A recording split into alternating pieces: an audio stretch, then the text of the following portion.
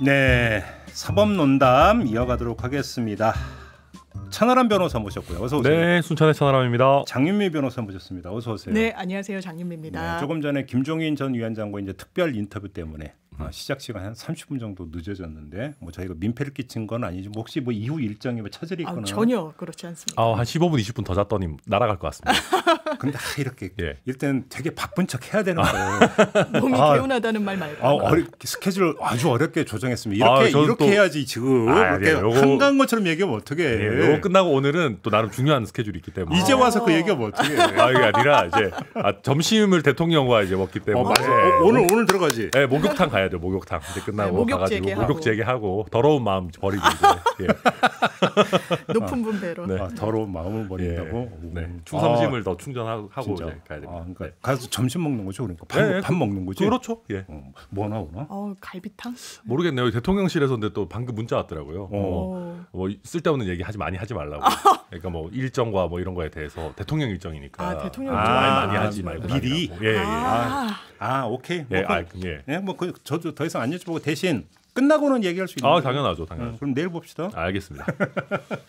자, 오늘 이야기를 좀 한번 넘어가 보도록 하죠. 일단 제일 궁금한 게 검찰이 그 서해공무원 피격 사건 관련해서 서욱 전 국방부 장관, 김홍희 전 해양경찰청장에 대한 구속영장을 청구를 했는데 영장 발부 여부 한번 전망부터 들어보겠습니다. 장윤미 변호사는 어떻게 전망하십니까? 저는 기각될 가능성 매우 높다라고 봅니다. 저는 검찰이 뭐 대단히 정치적 의도를 갖고 했다라기보다는요. 상황에 밀려서 좀 한 것 같아요. 이 말을 드리는 이유는 이게 지난 6월부터 검찰은 비교적 감사원에 대비해 봤을 때는 조용하게 수사를 해왔습니다. 그리고 서욱 전 장관을 소환한 게 지난주 목요일이에요. 그리고 김홍희 이 해경청장 소환한 건 지난주 금요일입니다. 얼마 되지 않았어요. 아주 주요 피의자들이죠. 지금 보도 나오는 거 보면 거의 부인하고 있는 것 같아요. 부인하고 있는 상황에서 감사원이 발표를 합니다. 굉장히 상세하게 뭔가 본인들이 감사한 거. 그렇다면 검찰 입장에서는 지금 밖에 있는 이 당사자들이 입을 맞출 수 있다라고 생각했을 거예요. 그러면 증거인멸의 우려가 이 피의자들의 잘못으로 인해서라기보다는 지금 이 감사원의 어떤 이런 행태로 인해서 높아졌다고 판단했을 겁니다. 영장을 좀 부랴부랴. 왜냐하면 굉장히 이례적이라고 하잖아요. 어제 서울중앙지검 이 국감이 있었습니다. 국감이 있는 당일날 영장 청구를 그것도 굉장히 정치적으로 해석될 수 있는 걸 조심할 법도 하고 사실상 전례를 비추어 보면 조심해 왔는데 검찰도 스스로 이렇게 한 것은 이런 여러 가지 사정 때문이었는데 그렇다면 최소한 수사가 무르익어 보이진 않는다. 당사자들이 부인하는 과정에서 그리고 최소한 영장이 발부되기 위한 증거인멸, 도주 우려, 증거인멸에 대해서 굉장히 저는 포커스를 맞춰서 주장할 거라고 검찰이 보지만 이미 대통령 기록관을 2달 넘게 뒤지고 있어요. 근데 이 문제 불거진 게 언젠데? 굉장히 오래됐습니다. 지난 6월부터. 앞으로 증거인멸 입 맞춘다는 것도 사실은 약간 넌센스 아니에요? 그리고 전직 장관이 도주할 우려는 더더욱 없다라고 봐야죠. 알겠습니다. 천하람 변호사 어떻게 전망하세요? 네, 근데 요새는 사실 구속 여부에 대해서는 법원도 좀 엄격하게 보는 편이라서 뭐 무조건 될 거다 이렇지는 않은 것 같고요. 근데 이제 어차피 뭐 구속이 되든 안 되든 기소는 뭐 할 것 같고 저는 구속 가능성도 그래도 한 절반 이상은 되지 않나. 왜냐하면은 검찰 입장에서도 이게 꽤 승부수거든요. 승부수라고 봐요? 네, 왜냐하면 이게 말씀하셨지만은 이게 뭐 국감까지 이게 딱 맞춰가지고 타이밍을 짰는지는 모르겠습니다. 왜냐하면은 그게 오히려 검찰한테 부담이 될 수는 있거든요. 근데 그럼에도 불구하고 국감 당일에 구속영장을 친다는 거는 어느 정도 자신감이 있다는 거거든요. 그럼 잠깐만. 근데 어제 서울중앙지검장이 국감장에 출석을 했죠. 네. 그렇죠. 근데 이거는 지금 그 기소한 데가 어느 검찰청인가요? 이거 중앙지검에서 그러면 그러니까 이 사안 같은 경우는 그러니까 중앙지검장의 결재를 득해야 되는 겁니까? 그렇죠. 당연히 해야죠. 그러니까 중앙지검장도 나와가지고 그러면 사인하고 국감에 출석한 그렇죠. 건가요? 범죄의 중대성이라든지 이런 거 봤을 때는 구속영장 필요하다라고 본인도 판단했다라고 얘기하는 게 그런 거고, 그러니까 제가 봐도 그러니까 확실히 구속영장 기각되면 이유는 그런 건가요? 증거인멸의 우려가 없다. 이미 뭐 다 수집이 돼 있고. 근데 이제 그러니까 검찰 쪽에서 할 수 있는 논리는 결국 인적 증거, 뭐 추가적으로 이제 범죄 혐의가 좀 구체화된 상황에서 서로 핑퐁 게임 치거나 뭐 말 맞출 수 있는 거 아니냐. 관심사는 뭐 물론 구속영장 발부해보는 뭐 도주 우려와 증거인멸 우려지만, 그러니까 그 경험으로 보면 이제 범죄 소명 정도와 그렇죠. 범죄의 중대성 여부도 이제 따지던데 결국은 이게 또 이제 관심사 아닙니까 사실은? 그렇습니다. 저는 공소유지도 어려울 거라고 봅니다. 근데 지금 주된 혐의로 적용하는 게 직권남용죄라면서요. 그렇습니다. 예, 허위공문서 작성죄와 이 직권남용죄인데 직권남용이 성립하기 위해서는 일단 고의가 있어야 돼요. 일단 월북이 아닌데 내지는 월북의 가능성이 현저히 낮은데 증거를 막 없앴다. 밈스에서 삭제를 인위적으로 하고 차단을 했다. 열람을. 그래야 이 범죄가 공소유지가 될 겁니다. 유죄로 인정을 하고. 그렇다면 애초에 제일 중요한 건 저는 그 첫 사건의 시작점이라고 봐요. 이 공무원 이모 씨 해상에서 추락하죠. 거기가 시작인데 추락의 가능성 두 가지입니다. 실수로 떨어지거나 고의로 떨어지거나. 실수로 떨어졌다면 이게 어업 지도선이었잖아요. 근무 중이었어요. 본인이 구조해달라고 하면 됩니다. 근무 중인 동료들이 있었을 것이기 때문에 그 선택을 최소한 하진 않은 것 같아요. 그렇다면 고의로 어쨌든 최종적으로는 북한 해상에서 발견이 됩니다. 그 과정에서 그럼 월북일지 아니면 다른 뭐 선택을 하려고 했던 것인지 아니면 제3의 뭐 자연 표류인지 여러 가지 가능성을 놓고 그렇다면 저희가 수사할 때도요. 어떤 상황이 발생하면 왜 이 사람이 이 선택을 했는지에 대해서 이 내심의 의사를 여러 정황으로 좀 추정할 수밖에 없습니다. 그때 나왔던 정황이 저도 물론 이걸 공개적으로 언급한 건 부적절하다고 보지만 뭐 도박 채무가 있다든지 뭐 아들과 마지막 통화를 했다 이런 이야기들이 나오죠. 그러면 이 관계 기관으로서는 혹시 월북을 하려고 했나 아니면 극단적인 선택이었나 열어놓고 했을 겁니다. 그러면서 거기에 SI 정보라는 게 더해지면서 월북이었구나. 이게 뭐 단정하거나 이런 게 아니라 그렇게 추정할 수 있는 거예요. 그걸 범죄로 들여다본다? 이거 공소유지 쉽지 않습니다. 예. 아니 뭐 사실 판단이 그냥 틀린 걸 가지고 범죄라고 할 수는 없어요. 뭐 이런저런 가능성이 있는데. 근데 그 첩보 삭제 지시 그걸 가지고 직권남용죄라고 하는 건 아니에요? 삭제 지시는 공용 전자기록 손상이고요.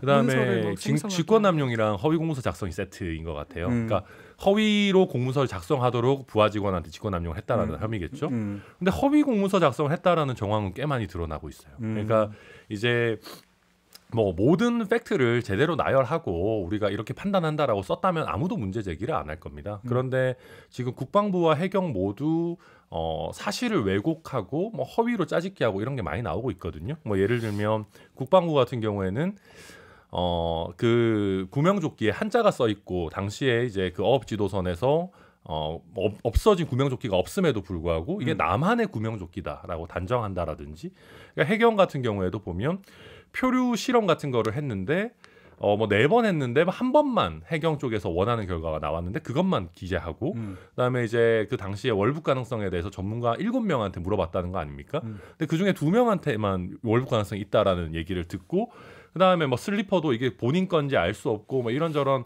여러 가지 이게 정말 월북이라고 단정할 수 있느냐. 그리고 또 지금 아까 말씀하신 도박 자금 이런 것도 사실 이거 나중에 알고 보니까 규모라든지 내용이라든지 이게 다 다르거든요. 중요한 거는 이 사람들이 실수로 이렇게 한 게 아니라 알고도 이게 문제가 있다. 이렇게 보고서를 쓰면 안 된다라는 걸 알고도 허위로 보고서를 썼다라는 거거든요. 지금 그럴 만한 증거들이 꽤 차고 넘치게 나오고 있어가지고 그러다 보니까 이게 지금 밈스도 이런 거잖아요. 그러니까 그냥 뭐 예를 들면은 자기들 판단해서 이거 뭐 액세스 범위가 너무 넓어지면 그렇다 하면 모르겠는데 안보실에 딱 들어갔다 와가지고 새벽에 나와가지고 뭐 퇴근한 직원까지 불러다가 갑자기 밈스의 정보 삭제를 지시하고 그걸 국방부, 국정원 동시에 진행하고 그 상황에서 합참은 초기에도 이거 월북이라 단정할 수 없다라고 얘기했고 국정원 같은 경우는 안보실 회의할 때 당시에도 이거 월북이라고 단정할 수 없다라고 했어요. 내부 보고상으로는. 근데 갔다 와가지고는 월북이라고 단정하는 거에 그대로 그냥 쫙 원보이스로 따라갔다. 이거는 단순히 이렇게도 판단할 수 있고 저렇게도 판단할 수 있는데 그냥 그중에 하나를 고른 게 아니고 하나에 짜맞춰가지고 허위에 보고를 하고 그다음에 거기에 저해가 되는 것들은 삭제를 하는 거죠. 몰아갔다? 네, 몰아갔다. 그러니까 국민 상대로 거짓말했다는 겁니다. 그게 게다가 중대한 거짓말인 거죠. 자, 근데 저는 의아한 게 하나가 있는데요. 네.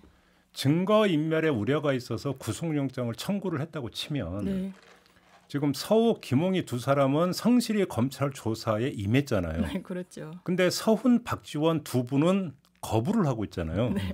그럼 오히려 먼저 그 두 사람한테 사전 구속영장 청구를 해야 되는 게 논리상 맞는 거 아닌가요? 접근법이? 청구를 할 것도 같고 저는 아마 진술을 보고 뭐 진술 거부했다라는 얘기도 나오고 부인으로 일관했다라는 얘기도 나오는데 이거 안 되겠다 이렇게 생각을 했던 것 같아요. 1차적으로 대면하고 조사하면서 청구 대상이 됐던 두 사람. 그래서 이게 조사를 좀 성실히 검찰 입장에서는 받지 않는구나. 소환만 성실히 했구나. 그러니까 출석만 성실히 했구나. 이렇게 판단했을 것 같습니다. 그런 면도 하나 있을 거고요. 그 다음에 제가 봤을 때는 서류가 남아 있는 게 다를 겁니다.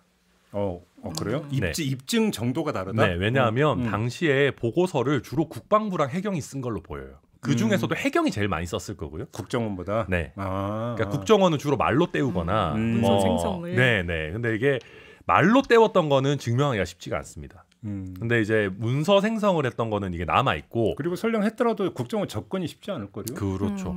근데 뭐 이게 지금 이제 해경이 제가 봤을 때는 제일 그래서 입건하고 처벌하기가 쉬울 거예요. 워낙 이런저런 얘기를 굉장히 많이 해놔가지고. 게다가 이제 해경에서는 처음에는 단정하기 어렵다고 했다가 그 담당자 바꿔가지고 막 발표하고 막 이런저런 내용들이 많고 이번에도 나온 게 보면 해경청장이 당시에 한자 써 있는 거 보고도 난 이거 못 본 걸로 할란다 뭐 이런 게 있어가지고 고의성이라든지 허위성 입증이 상대적으로 쉽거든요. 근데 국정원 같은 경우는 또 박지원 원장님 얼마나 또 능수능란하십니까. 그러니까 예를 들면은 원하는 결론 내더라도 단정적인 표현 안 썼거나 그걸 서류로 남겨놓지 않았거나 뭐 이런저런 이슈들이 있을 수 있어서 저는 가장 확실한 증거가 있는 두 사람부터 하고 그 다음에 이제 지시했던 당시 서훈 실장 그 다음에 이제 약간 말로 많이 때웠던 국정원장 이런 식으로 올라가는 거 아닌가. 박지원 전 원장은 뭐 인터뷰에서 나는 자신 있다고 뭐 얘기를 했던데 그래서 그렇게 얘기를 저는 박지원 원장이라면은 그런 식으로 하셨을 것 같아요. 빠져나갈 구멍을 좀 만들어 놓으면서 하시지 않았을까. 관심의 대상은 결국 문재인 전 대통령까지 검찰 수사에 갈 것이 견우느냐 안 견우느냐 이 부분이잖아요. 어떻게 보십니까? 저는 당연히 그 수순으로 가고 있다라고 보고요. 대통령 기록물관을 계속 연 2달째 뒤지는 것도 그렇고 그리고 저는 그런데 공소유지 안 될 거라고 보는 게 천안 변호사님 짚어주신 대로 사실 이게 일부러 짜집기를 했다. 이게 성립을 해야 돼요. 그리고 가장 감사원에서도 새로 좀 드러난 팩트가 한자 조끼를 입고 있었다라는 거잖아요. 그러면 그 당시에 지금 보도 내용이 좀 추정일 수도 있지만 그 당시에 우리 정부 기관은 인지하고 있었다는 거예요. 이 중국 선상과 이 조우가 있었다는 거. 탑승했는지 안 했는지와 관련해서는 정확하게 알려지고 있지는 않습니다. 그런데 그 당시에 붕대를 감고 있었다는 거예요. 치료를 받았던 걸로 보이죠. 2가지 가능성이 있습니다. 떨어져 있고 그때 코로나가 너무 심각한 상황이었기 때문에 이런 치료할 수 있는 걸 던져주거나 구명조끼를 던져줬을 수도 있어요. 아니면 본인들 배에 태웠을 수도 있습니다. 그러면 그 이후의 행적이 굉장히 이상하잖아요. 합리적으로 추론하면 어떻게 됐는지 그 경위에 대해서 물었을 거예요. 아마 의사소통이 저는 됐을 거라고 봅니다. 어업지도선이 우리나라 이 영해에 침범해가지고 막 이 조업 활동하고 이런 것도 단속하고 이런 업무를 하기 때문에 어느 정도 소통을 가능한 상황이라고 보거든요. 그렇다면 어떻게 된 경위냐, 왜 물에 바다에 빠져 있는 것이냐, 어떻게 해주기를 원하느냐 확인하지 않았을까요? 전 당연히 했을 거라고 봅니다. 어떤 경우의 수위든. 그렇다면 그게 월북이 아니라는 근거입니까? 월북이라는 근거입니까? 저는 후자 쪽에 좀 더 가깝지 않나라는 생각이 드는 거예요. 한자 조끼 못 본 걸로 해주겠다, 못 본 걸로 하겠다라는 그 맥락이 있을 거 아니에요. 단순히 그 워딩만 딱 떼서 보면 뭔가 감추려고 했구나라고 하지만 그걸 전체적으로 살펴보면 저는 감사원 그리고 지금 검찰 수사도 맞는 방향이라고 보지 않습니다. 그러니까 아니 저는 전체적인 팩트를 다 나열하고 제대로 한 다음에 본인들이 추정 결과를 발표했으면 뭐라고 그러겠습니까? 아까 했던 말씀 반복이고 문재인 대통령에 대해서는 그러니까 저는 수사 시도는 할 텐데 감사원도 감사 시도는 했잖아요. 근데 문재인 대통령이 응하지 않으면은 신병을 뭐 구속한다든지 강제 수사를 한다든지 이런 건 쉽지 않아 보입니다. 왜냐하면은 감사원 중간 보고 보도자료 냈잖아요. 중간 발표. 그거 보면은 문재인 대통령은 초반에 보고 받았을 때는 아무 서면 보고였기 때문에 아무것도 사실은 뭐 행해진 게 없고 이제 그 다음에 이게 며칠 있어서 이슈가 되고 난 다음에도 그냥 뭐 되게 원론적인 말씀을 하신 것 같아요. 이 내용에 보면. 그러고 나서 사실 이거를 짜 맞춘 것 같은데 제가 봤을 때는 짜 맞추는 작업은 안보실장이 한 것 같거든요. 그러면은 안보실장이 입을 열어야지 문재인 대통령한테 가는 거예요. 그렇겠죠. 네, 안보실장이 이제 이거 월북으로 짜 맞추라고 대통령께서 지시하셨습니다라고 해야 이게 대통령한테 가는데 진술을 그렇게 하겠어요? 그렇게 안 하겠죠. 그리고 뭐 안보실장과 대통령의 관계는 배석자 없이 둘이서만 보고도 할 수 있는 관계이기 때문에 이게 뭐 생각보다 굉장히 쉽지 않고 또 그렇다고 한 가지 대질 신문을 하겠어요. 그러니까 또 한 가지 변수는 이게 형이 그렇게 센 범죄가 아니에요. 그러니까 허위 공문서 작성이 이게 제가 봤을 때 굉장히 악질의 이게 정부의 이익을 위해서 사람 하나를 정말 명예를 진짜 죽여버리는 거의 아주 굉장히 안 좋은 악질 범죄라고 저는 생각하는데 그럼에도 불구하고 허위 공문서 작성, 직권 남용 이런 게 원래 형이 그렇게 높은 범죄가 아닙니다. 그러니까 서훈실장 입장에서도 아, 내가 살자고 굳이 대통령을 막 이렇게까지 해야 되나라는 생각이 있을 거예요. 설령 실체가 있다고 해도. 그래서 이게 문재인 대통령 수사는 저는 간단치는 않아 보입니다. 그리고 이제 그 이전의 경우를 놓고 본다면 전직 대통령에 대한 수사는 예를 들어서 뭐 내란이라든지 아니면 말 그대로 비리 아니면 이런 뭐 그 소환 조사를 하거나 뭐 이런 부분들은 없기 때문에 아마 그것도 뭐 준해서 봐야 되지 않을까 싶은 생각이 들고요. 알겠습니다. 이 문제는 뭐 이 정도로 하고 이재명 대표에 대한 이야기로 좀 넘어갔으면 좋겠고 일단 지금 이제 기소가 돼서 재판이 시작이 된 게 공직선거법상 허위사실 공표 혐의 이거잖아요. 네, 그렇습니다. 근데 수사 기록이 1만 쪽 가량이 된다. 아니 그럼 검찰 열심히 한 건 알겠는데 사안의 성격상 이렇게 말을 수 있는 건가요? 저는 그게 의외해서. 저는 이렇게 수사력을 투입할 일인가? 이 만쪽이면 이게 몇 건이라는 거예요. 굉장히 좀 봐야 될 게 많은데. 20건 정도 되는 거죠. 네, 제가 이재명을 걷어내고 그러면 뭐 초선의 민주당 의원이 이런 발언을 했다 국회에서 아니면 전직 뭐 경기도 지사가 뭐 국회에서 이런 얘기를 했다. 검찰이 이렇게 수사했을까요? 그렇지 않습니다. 미래 어떤 대선 주자. 윤석열 대통령의 정적 개념이 있죠. 분명히 정치적인 스탠스가 그게 아니라면 이 수사는 사실 설명되지 않아요. 그러니까 이게 사실 허위 사실 공표죄라는 건 굉장히 좀 아까 짚어주신 대로 이게 형도 낮고요. 허위 공문서도 그렇고 많이 들여다볼 수 있는 그런 성질의 수사가 아니에요. 이 만쪽이라는 거 공판 준비기일 지금 최소 2번 잡힌 거 아닙니까? 첫 번째가 어제 잡혔고 한 번 더 할 수밖에 없다라고 재판부도 판단을 한 건데 그럼 쟁점이 비교적 복잡해지고 있고 검토해야 될 양이 많다는 거 이거 굉장히 이례적인 일입니다. 수사 꼼꼼히 하는 거는 좋은 겁니다. 왜냐하면은 저도 이거 만쪽이라는 거 보고 마음이 좀 놓이더라고요. 이거 되겠구나. 아니 되겠구나 안 되겠구나가 아니라 야당 대표에 대한 수사를 허투루 하면 안 됩니다. 예를 들면 이게 증거 기록이 100쪽이면 더 큰 문제인 겁니다. 그냥 그렇죠. 그럼 이제 말 그대로 날림 기소다. 네, 날림 기소 그냥 정치적으로 그냥 뭐 별것도 없는데 그냥 막 기소 때리고 이러는 거면 더 큰 문제예요. 그럴 수도 있죠. 저는 그래서 이게 만쪽이라는 거는 오히려 되게 좋은 일이다. 근데 참고로 이제 우리가 이제 한쪽은 보통 우리는 이제 그 출력할 때 보통 이제 10포인트를 기준으로 해서 문서를 작성을 하지만 검찰 법원 이런 데 12를 기준으로 하면 그러니까 10포인트를 기준으로 생각하시면 안 된다라고 하더라도 만쪽은 엄청 많다. 근데 이게 만쪽이라고 해봤자 별거 아니란 별거 아닌 게 제가 검사라면은 김문기 처장과 성남시의 관계에 관한 모든 자료 다 넣어놨을 거예요. 그러니까 김문기와 이재명 대표가 당시에 알았을 걸로 추단되는 대부분의 일들, 그다음에 이제 해외 그 출장 갔을 때 일정, 뭐 사진, 뭐 관계도, 뭐 과거에 그 리모델링 그거 할 때 뭐 막 했을 때부터 히스토리를 쫙 정리해야 되기 때문에 그때 이거 공소장 내고 공개했을 때도 공소장도 되게 상세했거든요. 그러니까 그거 하나 하나를 뒷받침하는 일단 히스토리가 쫙 나와야 되고, 그다음에 백현동 관련해 가지고도. 그때 당시에 성남시랑 국토부랑 연락 주고받은 내용은 온갖 거 다 들어가 있을 거고 그렇지. 국토부 담당자들 조사도 아마 빡세게 했을 거예요. 그때 뭐 어떤 식으로 했냐. 성남시 담당자 들어와 만족 금방 채웁니다. 사실은.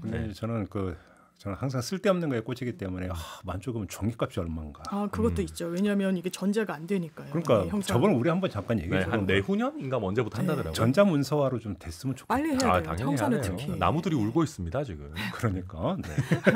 맞아요. 우리 환경 얘기도 하고 있습니다. 근데 사실은 이거보다 더 관심사는 지금 쌍방울에 대한 수사인데. 맞습니다. 자, 외화 밀반출까지 나왔습니다.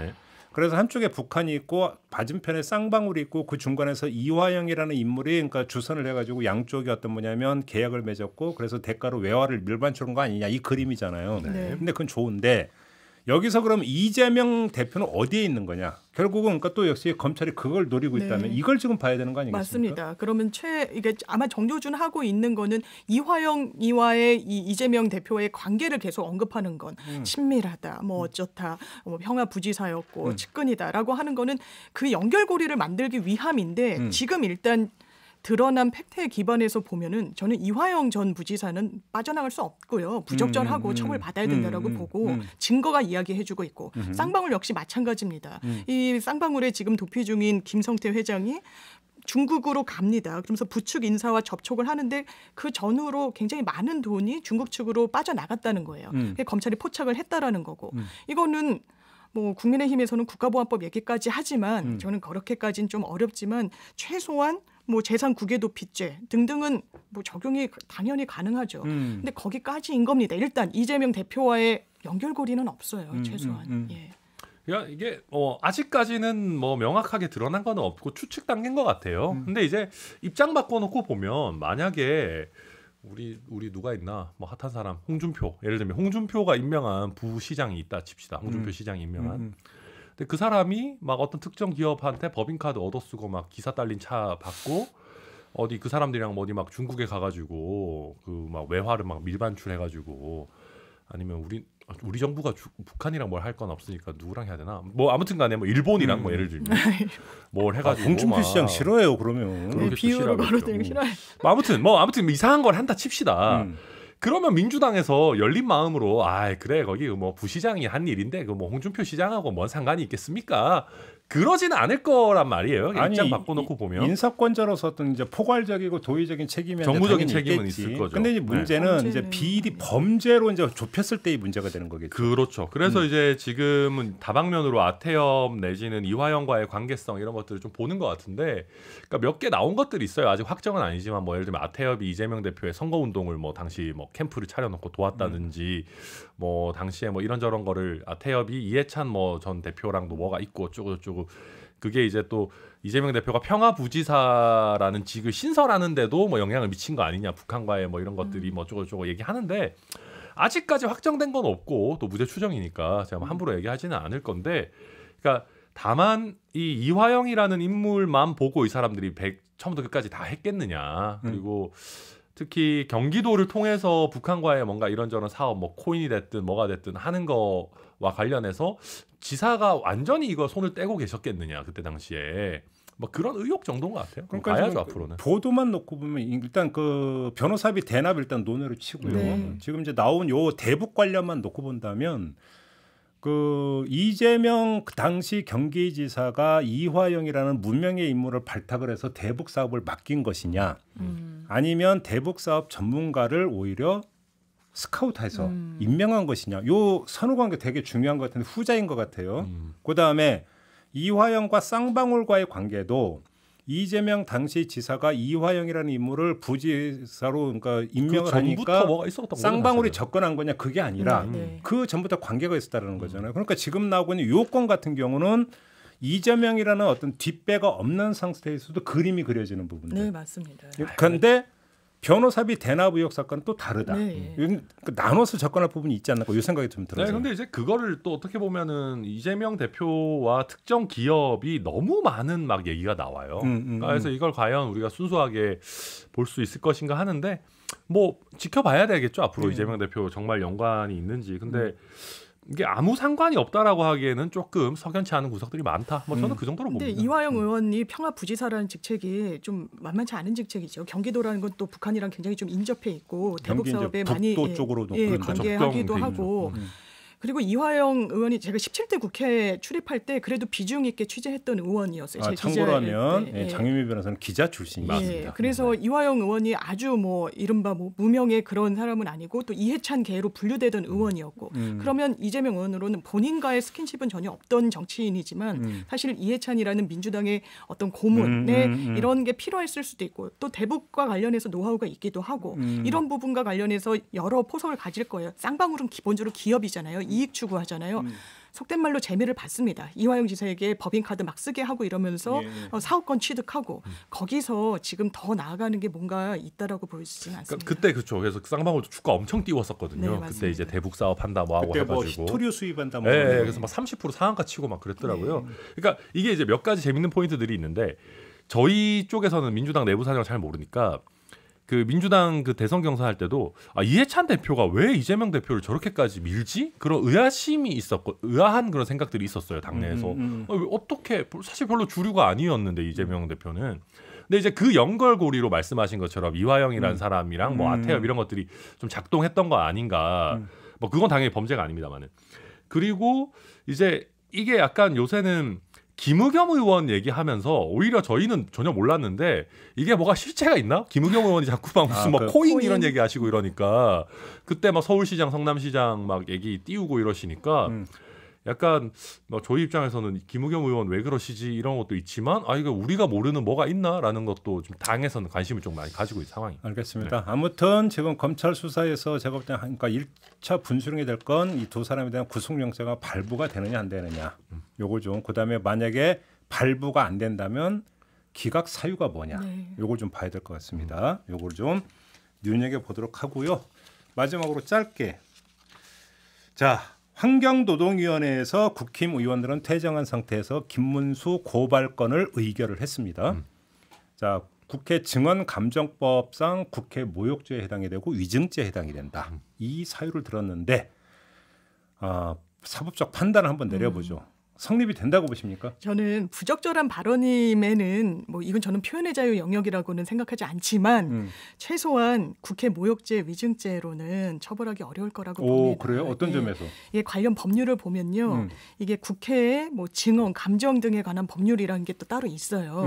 그 요건이 있습니다. 증인이 본회의나 이제 국회위원회에 출석을 해서, 근데 증인 지위에는 있어요. 선서하고 하니까요, 기관장이니까 폭행, 협박 내지는 모욕적인 언행으로 국회 권위를 회손해야 되는데요.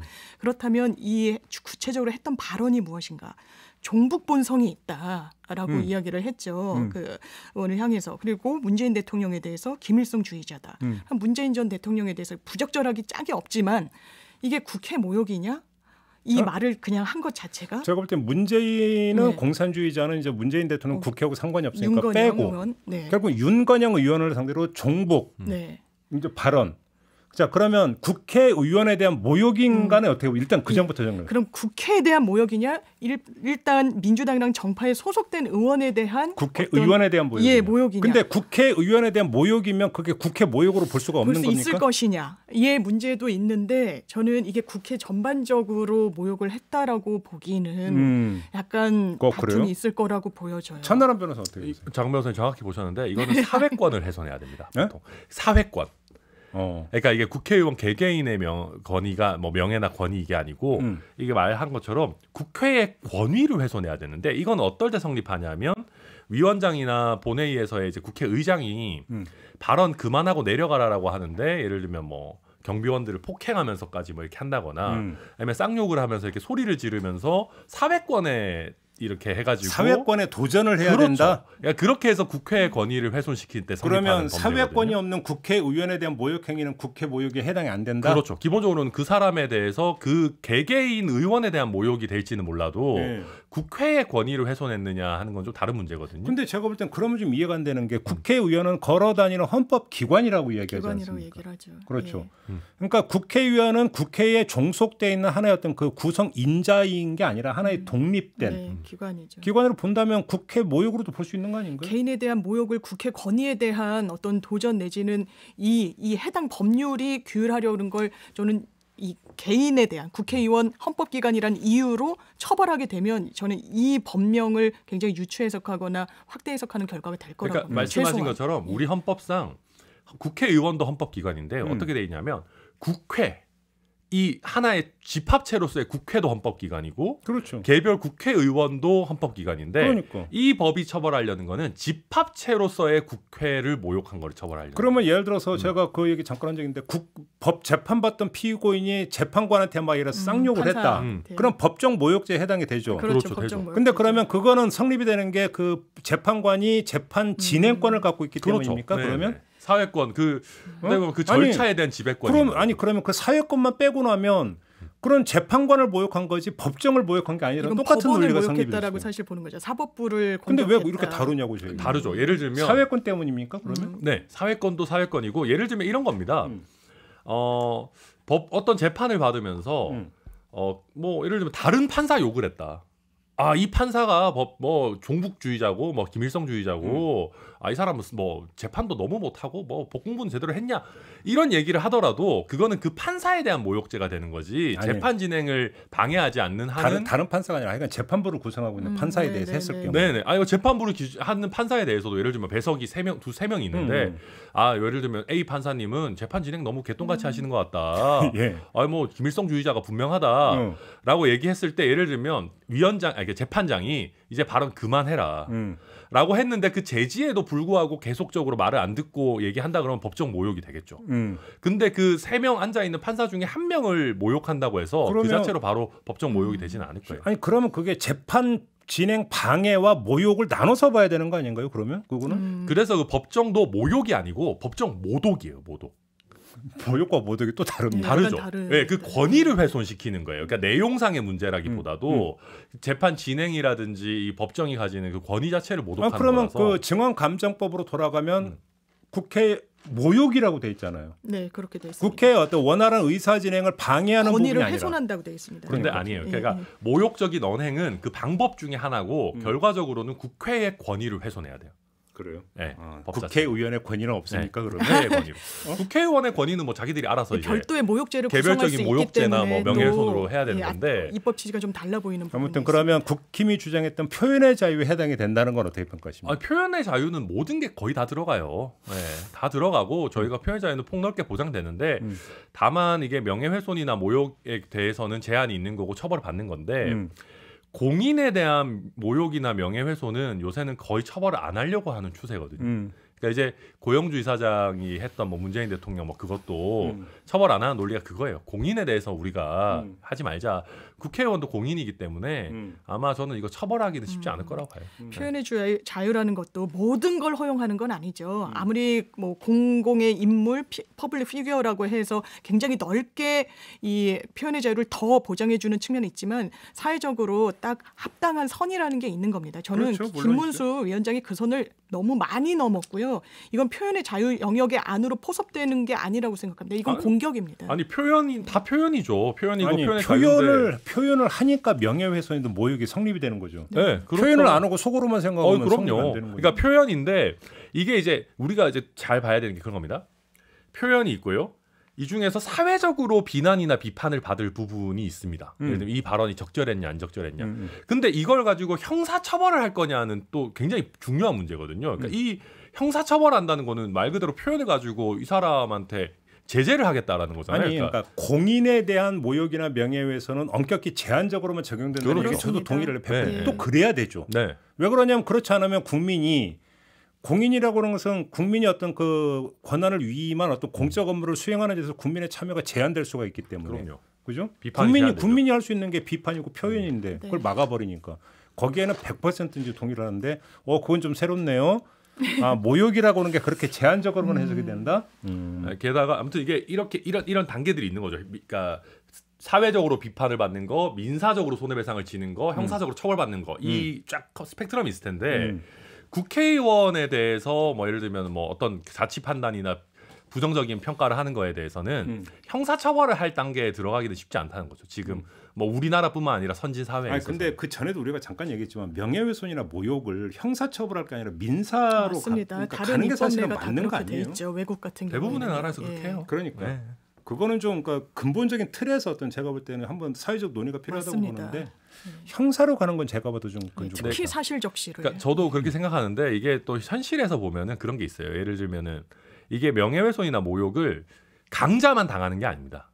근데 참 이런 문제 만약에 민사로 걸면 저 사람이 그 나한테 명예훼손했던 걸 입증하는 게 그 원고한테 있습니까? 그렇죠. 네, 민사는. 기본적으로 원고에게 입증 책임이 그 문제는 있죠. 있겠네요. 그러니까 이제 사회적 약자가 모욕이나 명예훼손을 당하는 경우에, 그러니까 약자가 아니라도 예를 들면 대등한 관계에서 그러니까 민사 책임으로 다 돌려버리면은 결국 그 사람이 돈을 써가면서 본인이 이제 피해 구제를 받아야 되는 문제가 있죠. 명예훼손을 당했다고 하는 사람이 입증을 해야 된다면 접근이 쉽지가 않은 부분은 있겠죠. 있습니다. 네, 네. 그게 좀 약간 허점일 수는 있어요. 그래서 그런 겁니다. 그러니까 사회적 강자야 뭐 이게 뭐 상관없는 건데. 네. 그러게요. 뭐 저기 이제 뭐 로펌 가면 되겠죠. 그럼요. 돈 많은 분들이야. 네, 알겠습니다.